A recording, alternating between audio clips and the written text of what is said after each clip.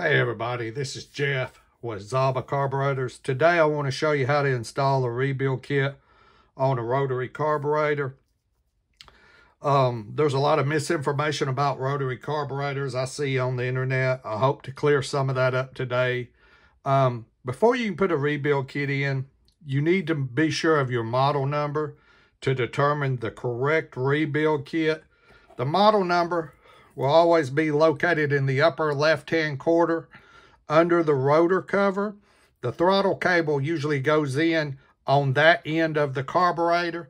So wherever you see the throttle cable going into the rotor cover, that end of the carburetor usually has the model number. It'll be in the upper left-hand corner. This particular carburetor is a K93. A lot of people will look at the casting number. These numbers down here at the bottom that are cast into the carburetor. For example, this one says RB50. That would not be your model number. The model number will be always up here in the upper left-hand corner. And like I said, this is a K93, which uses a rebuild kit RB188. I've laid all the new parts out of the kit over here to the side to save a little time. And the easiest way to do a rebuild kit is to just take one side at a time. I usually start on the metering side, and I've loosened these screws just to save a little bit of time. And what you'll want to do is remove these two screws and the metering cover.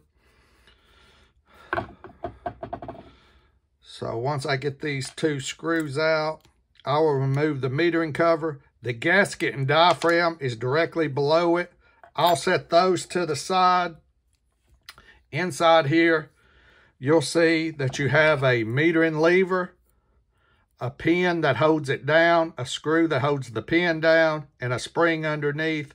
The inlet needle is right here. You can remove all this stuff if you feel it you need to, if you want to clean it good and replace it with new parts. Those parts come in your rebuild kit. To do that, I just remove the screw that holds the metering pin in, and it's a Phillips head screwdriver. And you'll have to reuse this screw, so set it to the side. This is spring loaded, so when you go to lift it out, be careful that you don't let it spring forward on you. And what I'm going to do is get this pin out. It seems like it's jammed up a little bit. Let's see if I can get it out here. There we go. And see how it sprang out, and I almost lost the old metering spring. It's here. So I'm going to set it to the side. I'm going to remove the metering lever, the pin here. Set it to the side, and then I'm going to remove the inlet needle. That's your inlet needle. I'm going to set all that to the side, and I'm going to put the new in. I like to use the Carb Stand, which we offer for sale. It's available from any of our distributors. It's $69.99 list price. It works wonders when trying to reassemble a carburetor. But I'm going to take this new metering lever spring. I'm going to set it in its place. It's going to sit upright.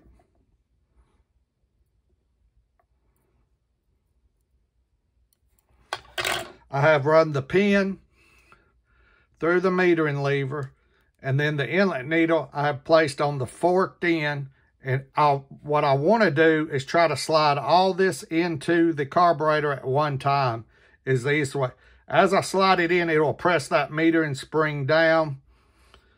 So as it goes in the hole, just like that, it's in. I'll take the screw that holds the pin in place, put it back in.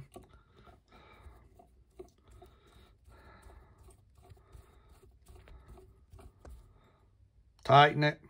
Now what you need to do, push it a couple of times to make sure there's no restrictions on it. I then will take the metering lever gauge, or we sell a Z gauge. We're now offering a universal metering gauge. The difference between the two, this universal metering gauge will also cover the majority of Walboro carburetors, some Rushing, and some Hulong carburetors. The list price on this, of course, is $5.99. And to determine which side to use for the rotary carburetor, you can see right here, it has RB, which tells me to use the flat side. I then will run it across here, and you want that metering lever tip, the rounded tip, you want it to almost touch, but not touch a straight edge. If you don't have a metering lever gauge, you can always use a ruler or a straight edge, and you want to run it right across there and make sure it almost touches but doesn't touch. If it's touching, you'll need to adjust it and mash it down just a little bit, because if it's touching the straight edge, your diaphragms, when they're reinstalled, can sit down on that metering lever and open up your, sit down on the metering lever enough to open your inlet needle. And when you open that inlet needle, your carburetor will leak fuel when it's not running. So that's a definite sign. If you put it all back together and put it on the unit and it runs fine, but when you cut it off, you got gas leaking out of that carburetor, your metering lever is set too high. And you'll need to readjust it. And to readjust it, I usually will take a flathead screwdriver, press it at the base of the forked end, hold it steady, and then with my thumbnail, I will adjust it, push it up or push it down, however I need to. This one is okay. So then next, I'm going to put on the metering side, the gasket goes down first. And then the metering diaphragm, this metal circle, always goes face down towards the body of the carburetor. So you'll put that down like that. This particular metering cover has a little notch in it that goes right here to be sure that you get everything in the right spot. I then will put the screws back in the metering cover. And that's all it is to that side of the carburetor. I'm going to screw these in right quick.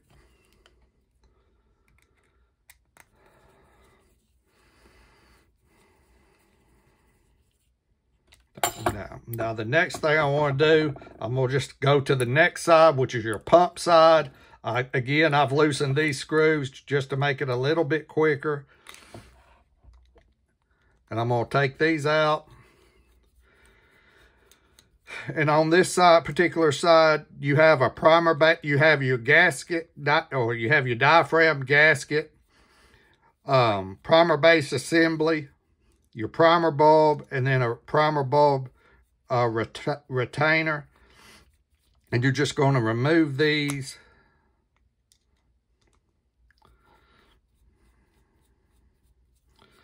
And once you remove these screws,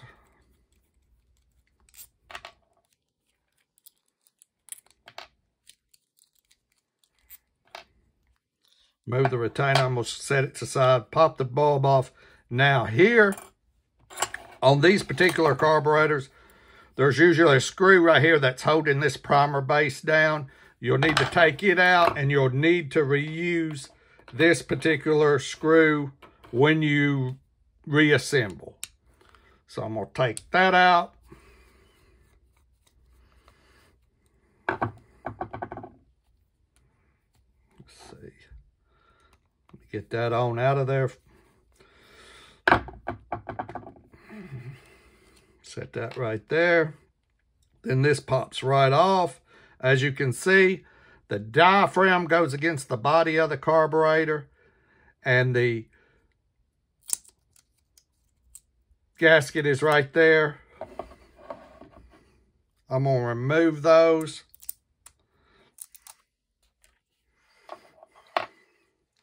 And when I pulled that apart, the strainer looks like it fell out. it usually is in place right here. You can look down through here and check for dirt or debris. Usually that strainer is fine.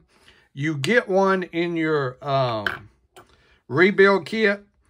So I'm going to take that strainer and let me get it over here where y'all can see.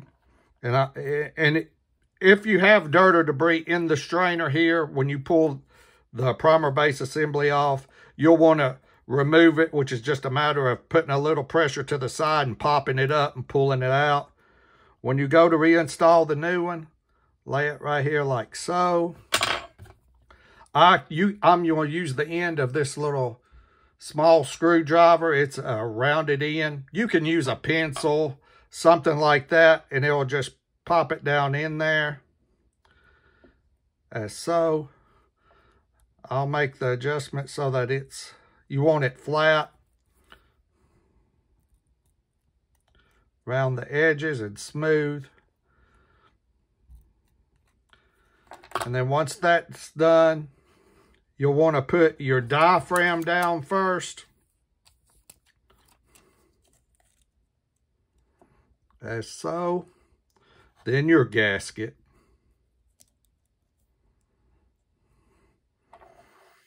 Then your primer base assembly will go in. Now your primer base assembly, if you're wondering how it goes, there's two little stems here that will only let you put it a certain way. So once you put it back in place, take your primer base assembly screw, set it back down in there.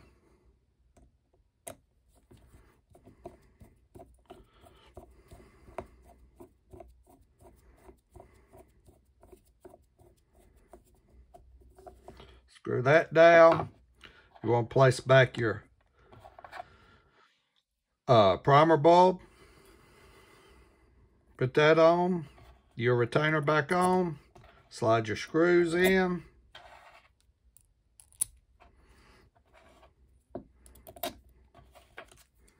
Get rid of the old diaphragm and gasket.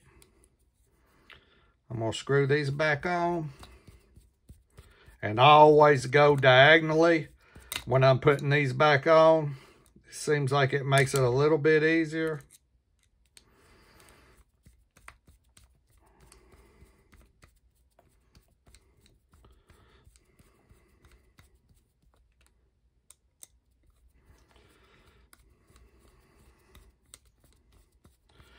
So now that I about got this together, we only have one more side to do, which is the rotor cover. You'll want to remove it and kind of clean in there. Of course, you can take this out pretty easy.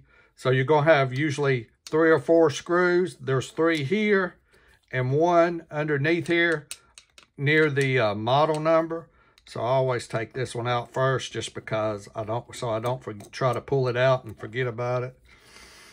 So I'm going to take that one out. And we'll take these 3 out. And this one, you may have to move the throttle lever a little bit to get it out.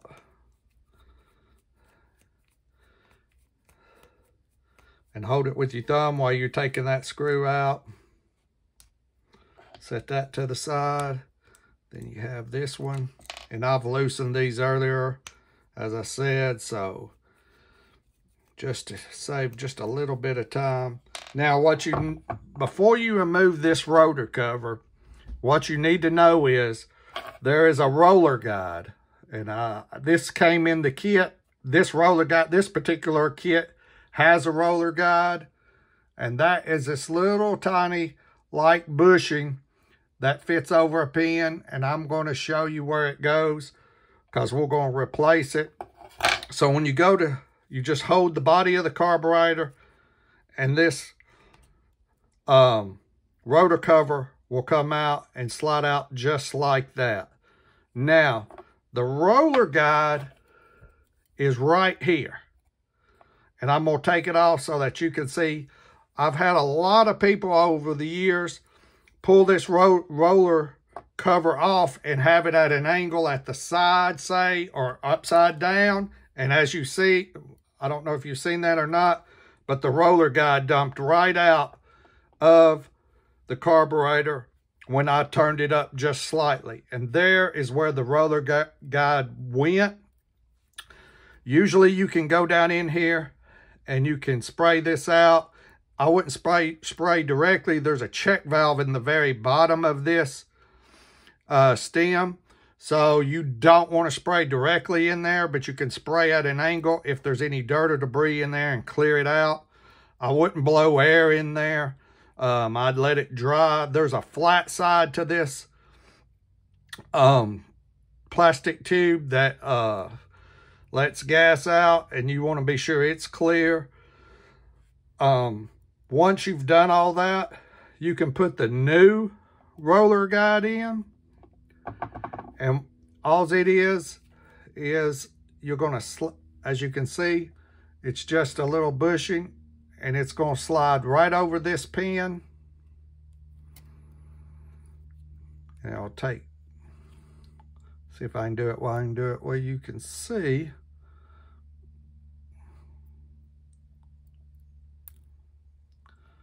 See, I got dropped it there, so let me try one more time.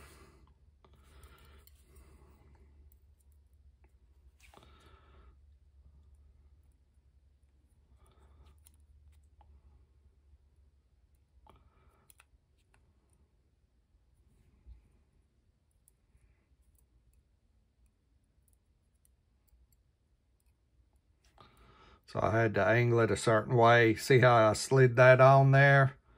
I hope you was able to see that. And I just slid it back off again. It's a little tricky. It easily comes off and goes on. So you got to be real careful. If you get one in the rebuild kit, if your particular rebuild kit has one in it, I would definitely just replace it. And it'll save you a lot of trouble. If you forget to put that back on, now I've got it slid on right there. If you forget to put that on and you reassemble the carburetor and go to start it, the throttle lever will be hard to turn. It'll be difficult because what that does is helps this rotate. So if it's missing the roller guide, that will affect the performance. So then you'll want to slide everything back on. And of course, you know how to put it back on based on the screw on the back. Will match up with the screw hole here. So I'll just line it up. Put it in. Make sure the holes are matched up. Put my screws back in.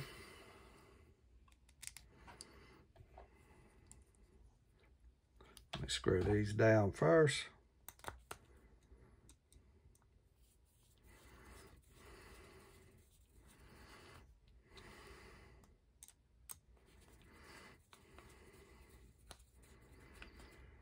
And I want to tell you a couple of things about this rotary carburetor before I let y'all go that you'll need to know when it comes time to adjusting the carburetor, because there's just so much misinformation out there that I would like to try to clear it up with this video. My hands are too big to get this screw in the hole, so let me just do it with a pair of tweezers. And I'm going to screw that in. Got that down tight. And then I do that a couple of times just to make sure it feels like it's going to rotate okay. Now that completes the rebuild kit. It's done. Now when you go to adjust this, I've had many calls, people telling me it don't have an H needle and it don't have an L needle. Well, that's not true. It always will have an L needle. The L needle is directly down this cylinder here. Now, some of these L needles are permanently capped and will be capped with a brass plug. If you look down this hole, and I'm not sure I can get it on the camera where you can see, but there is a tiny flathead screw in here. If you look down here and you don't see a flathead screw, but you see a flat brass piece, that usually is the cap, and the L needle is not intended or designed to be adjusted. So that I would then not worry about the L needle. The H needle, if it has one, will be right here, and there'll be a flathead screw right down in there. Now, this needle is not removable. You should, when you have your carburetor, if you buy the unit at the store and when you go to repair it, you don't see down in here, but you see a little black circle or a black piece. That's usually the black plastic cap. I can't tell you how to remove it by law due to the EPA regulations, but I can tell you that it's pressed in. And all you have to do to adjust the H needle is there's a flathead screw right down in here, a tiny flathead screw, and you would adjust it the same as you would a diaphragm carburetor, like a cube carburetor. Left will increase fuel flow. Turning right will decrease fuel flow. But it's a tiny, but you have an L and an H. And if the H is not there, you always have the L. Sometimes the L will have a black plastic cap pressed in. Again, I can't tell you how to remove that. I can only tell you it's pressed in. But below it will always be a tiny flathead screw. If it's brass, it's not intended to be adjusted. So the L's here, H is here. You can always find your model number up here at the top, left-hand corner. And I hope I provided you with some information you can use today. The bigger connector is always your inlet. Smaller connector is always your outlet. It works basically the same. So good luck, and I hope you enjoyed the video. Thank you.